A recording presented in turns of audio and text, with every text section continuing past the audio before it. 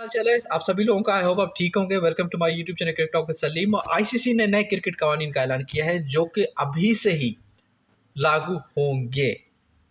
ये जो अभी आईसीसी वर्ल्ड चैंपियनशिप चल रही है 2023 का वनडे का, इसमें से शुरू हो जाएगा ये, ठीक है। और ये टी20 वर्ल्ड कप में भी होगा।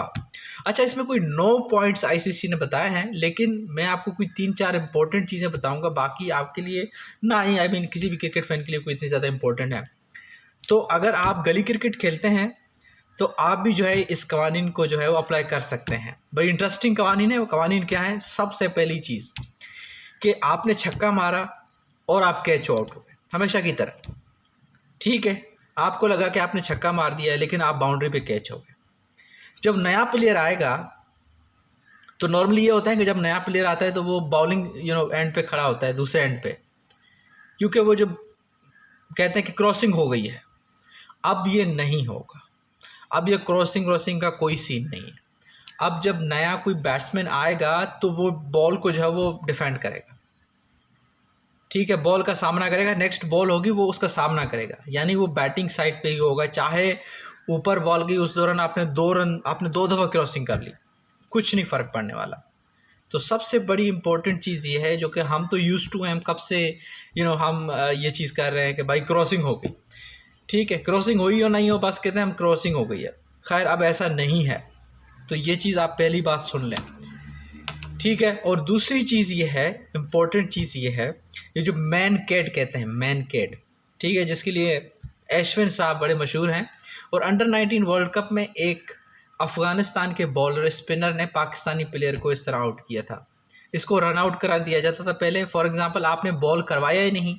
बैट्समैन, कुछ ऐसे प्लेयर होते हैं जिनको बड़ी भागने की जल्दी होती है, तो वो जब बॉल कराया नहीं और पहले ही भाग जाता है और उसके बाद आप विकेट पे मार देते हैं, इसको मैन कैट कहते हैं। जिसको एक कवानीन के हिसाब से इसको लोग क्रिटिसाइज़ कर रहे थे कि यार ये कवानीन है भी और फिर लोग इसको क्रिटिसाइज़ भी कर रहे हैं।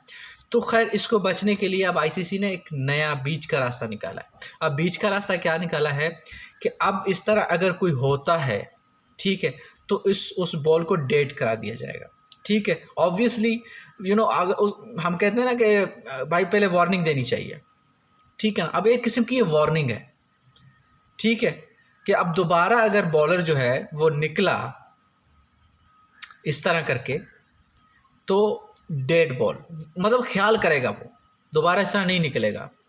आउट तो वैसे भी नहीं है, लेकिन ये है कि अगर उसने मार भी दे विकेटों के ऊपर तो वो डेड बॉल करार दिया जाएगा।